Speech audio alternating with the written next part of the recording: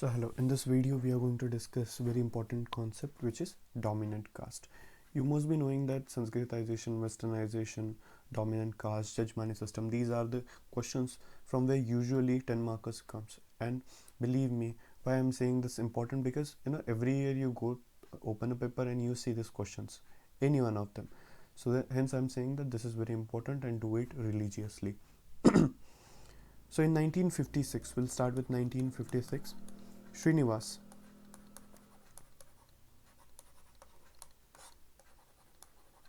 Okay, M.N. Srinivas. He observed a ritual India. The ritual idioms is not alone sufficient to express the process of change, right?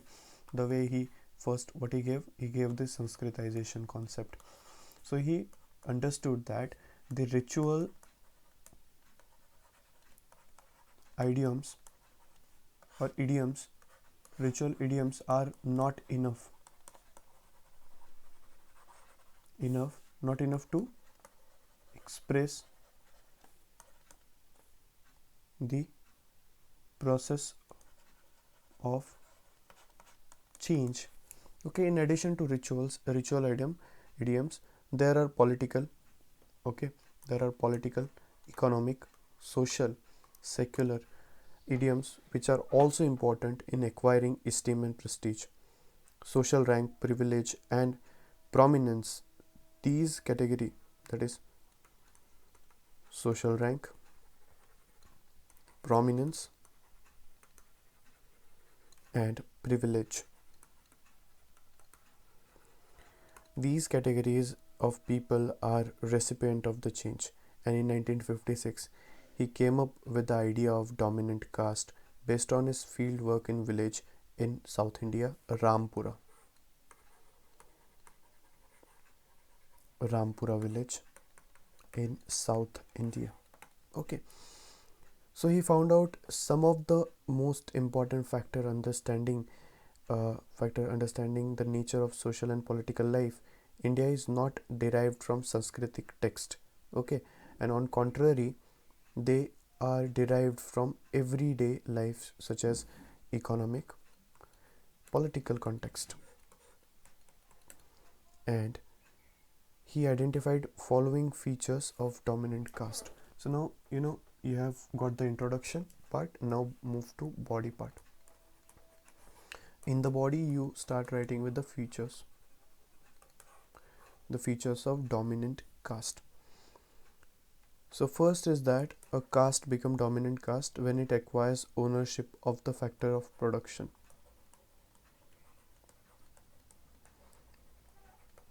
A caste become a dominant caste when they acquire the factor of production. Second is that political power.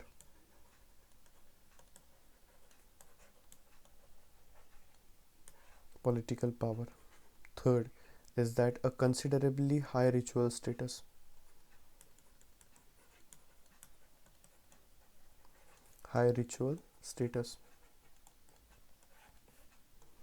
Fourth is that numerical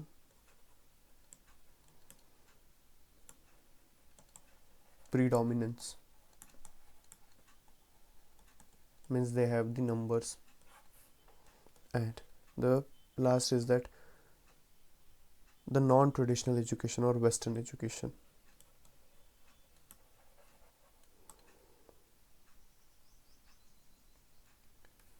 If the first one thing that I would like to add here is that the caste with the numerical number or predominance, they basically acquire the high status with the help of political power, because they have the numbers. Okay, and the people in democracy, it is all about numbers. So first it is about number. This way, Westernization education, it means the administration. Okay, education, it means they'll be having control over administration. High ritual status, high ritual society. Political power, it means that you have control over economy and you have literally control over all the aspects when you are in political. And factor of production is basically required in order to get economic might. Economic might will lead to the further aspirations of power, which will be fulfilled by political power, and then you will have everything. So this way of defining the dominant caste in 1956 emphasized on the field view of Indian society, in which the contextual interpretation of Indian becomes secondary. In 1954, he added two more characteristics to dominant caste. So, apart from five, in 1984, they added more two factors. The first is dominant caste has a tradition in agriculture.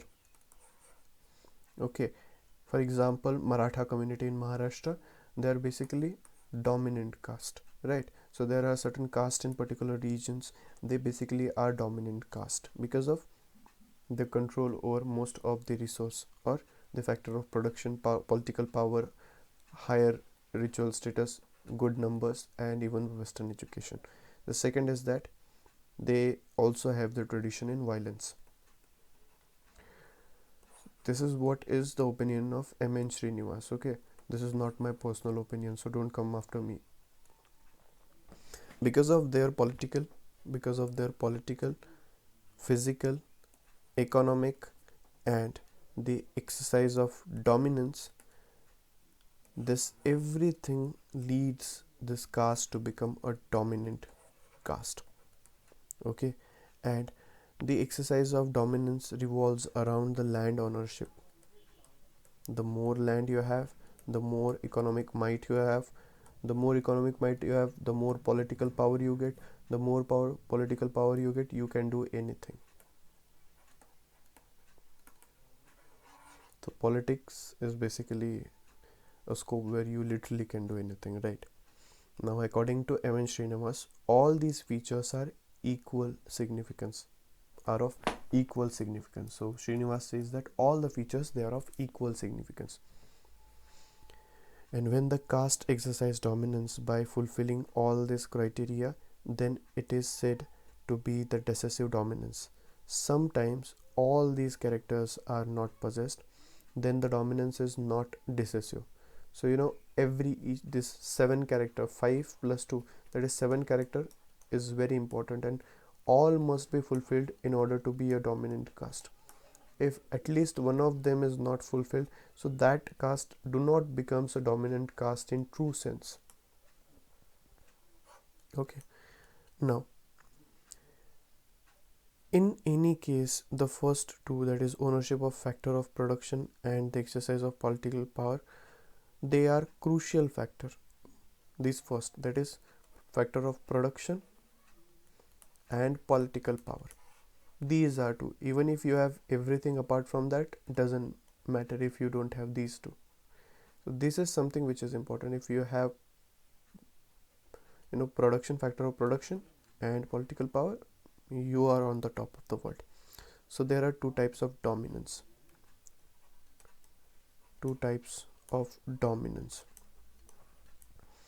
The first is cumulative, the second is dispersed.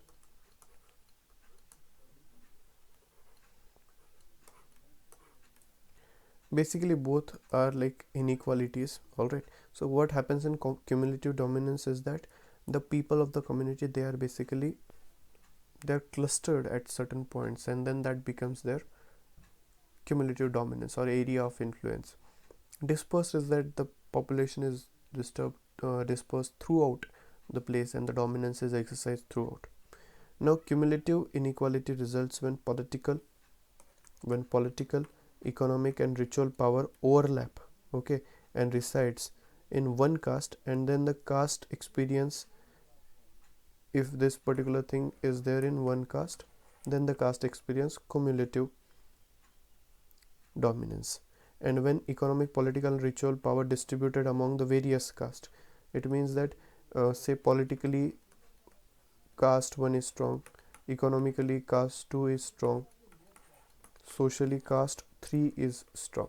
Okay, so this is how the dispersed dominance is. For example, if we talk about the cumulative dominance, in a village called as Shripuram in Tamil Nadu, studied by Betley.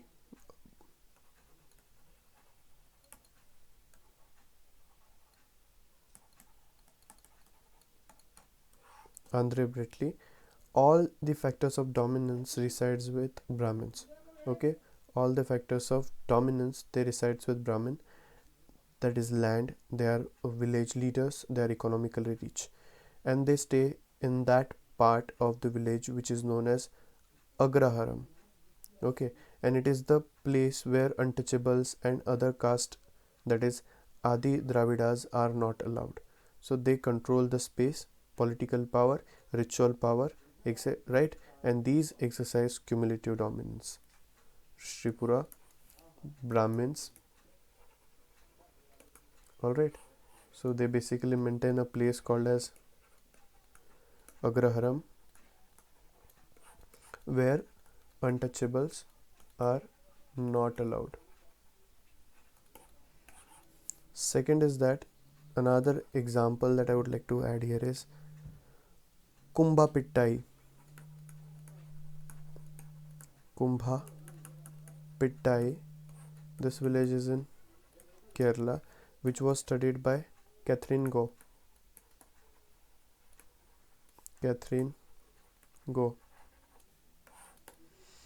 So the social, political, and economic power do not reside in Brahmins, but in the middle level caste. So what happens is that it results in dispersed dominance. It means that caste 1 has something, caste 2 has something, and caste 3 has something. Economic, say political, and say social or cultural or economic or ritual. So according to Srinivasan, dominant caste is a model to understand a social mobility in Indian context. And there are three kinds of social mobility. First is that the dominant caste is Dvija, then the ritual idioms is not important to move up for the men. For them, Sanskritization is not meaningful, right? And for them, social mobility is basically westernization. Second is dominant caste is peasant caste. First, what we said is DC is Dvija. So if they are already Dvija, so uh, this ritual idioms is not important, and for them Sanskritization is meaningless. Okay, so what they want is they want westernization. That is what we did in the last video also.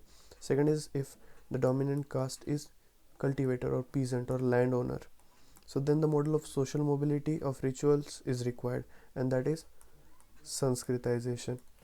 Third situation is that if Asat Shudra acquire dominance, if Shudra they acquire dominance, then the mode of social mobility has to be politicization.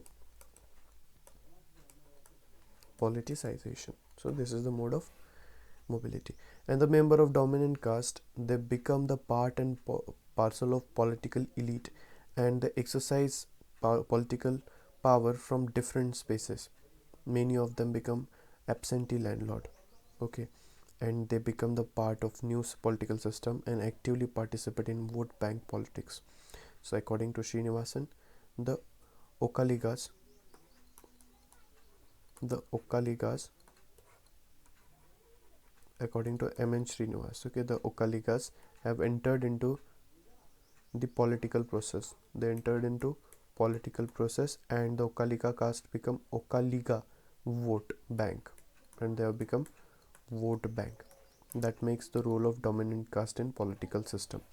Now according to Leach, according to Edmund Leach, when caste enters into politics and becomes the basically a vote bank, then it is ceases to be a caste, because caste is based on the principle of occupation. Caste is basically based on the principle of occupation which is prescribed from the birth, and vote is based on the principle of competition, and hence basically the relevance of caste is disappeared because of the vote bank politics.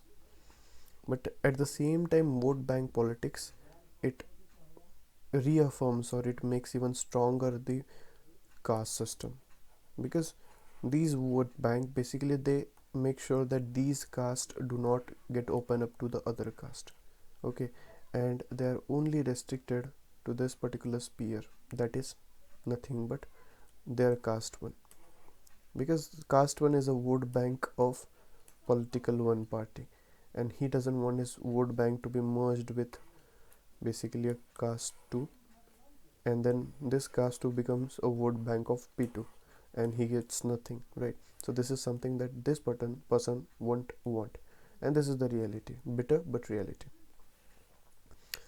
So the dominant caste model is basically an emerging political model. Okay, dominant caste is nothing but a politic political model. And in the ritual in the rural India contested by anthropologists and sociologists, this view, they argued that it is not a concept of model but a concept of faction. So this is a concept of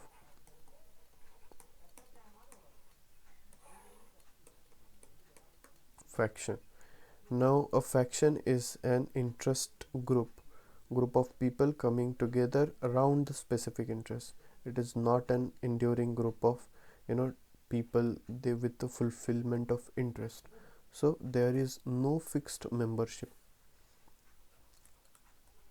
no fixed membership,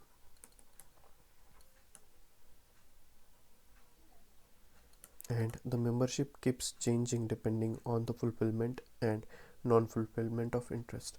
So you see, politics is all about interest, right? Politics is all about interest, and dominant caste have become a kind of tool for this political model. And no member in this dominant caste is permanent or fixed. The only thing which is fixed is interest is permanent. All right. Second is that in the village there are several factions, right? And the political factors, they understood that there are certain fractions and they need to take the benefit of them, and all it is all about numbers, right? The concept of fraction is more important than the concept of dominance, because dominance can achieved only when there is a fraction. Otherwise, in an egalitarian society, there is no concept of dominance which exists. Now the concept of fraction is more important than the concept of dominance in the village, particularly talking about the political system. An anthropologist called as Chakraborty Anand Chakravarti carried out a study of village in Rajasthan, and the village was known as Devisar in the year 1974. He undertook the historical analysis of land records and as well as archaeological records. So in 1940s, the Rajput were dominant up to late 1940s, and in 1950s marked a change because of the land reform, and it was introduced in 1954. So many of the tenants belonging to the caste of Jats, Kumbhavats and Afins became shareholders and then became landlord. So after owning the traditional capital, they did well in economic frontier and started participating in village panchayat. Because of their numbers, many of them got elected.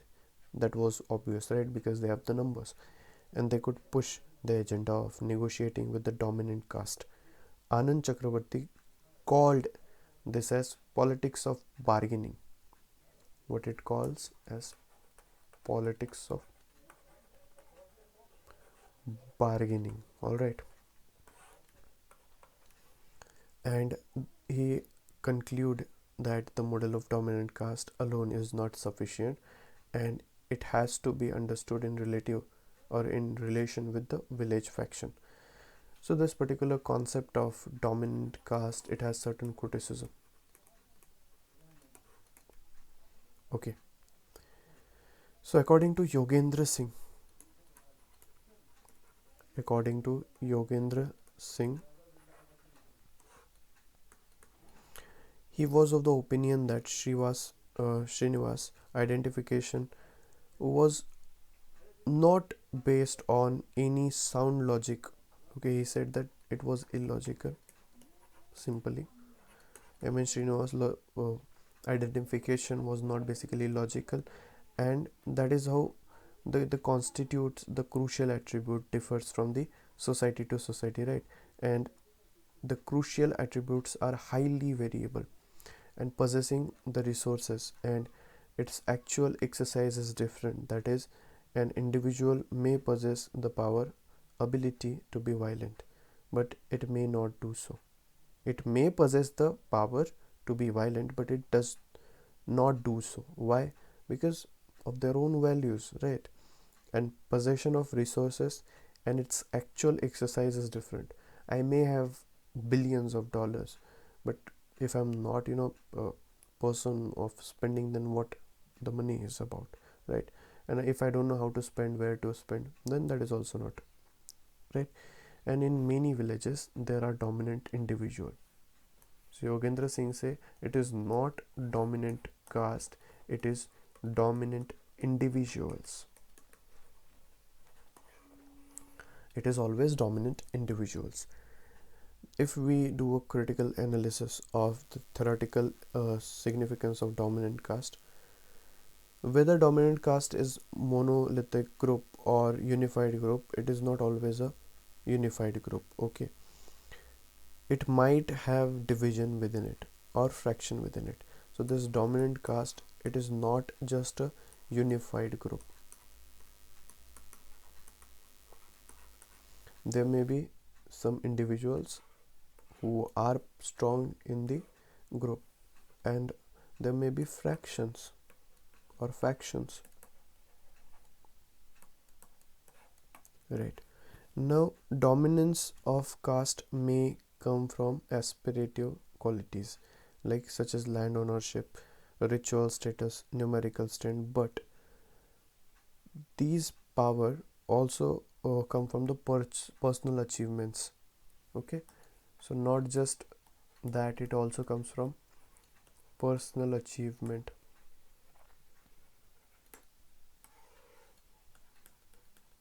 For example, Xi Jinping, it is his personal achievement that he reached on the seat of General Secretary of PLA, and now he is lifetime president or General Secretary of China, right? So that is someone's personal achievement. So yeah, he definitely belonged to the dominant caste, that is Han population of China, but it is his personal achievement. Understood? Now, dominant caste implies that there is a concentration of power in one caste, and it assumes that there is a single leadership at the village. But in reality, there is a different level of village leadership, right? Because in one village, there may be one leader of one community, other village, other leader, other community. And dominant caste is not leading to consolidation of power at the level, but it may be. See, DC is not something which is helping in consolidating the power. What it is doing is it is leading to conflicts and competition and even fractions, division. This is what is causing by DC. And with the introduction of adult franchise, it means that every person above 18 is right now voting, right? So that is adult franchise. So it is all about numbers, right? The one who has number is the one who gets the seat, as simple as that. And emergence of market economy and breakdown of Jajmani system is leading to the change of dominance of caste, because in Jajmani system the dominant caste is at the center and stage of the village economy, but things are not similar. So this was all about the dominant caste. Next video when we meet, we'll do the Jajmani system. Stay tuned. Good luck.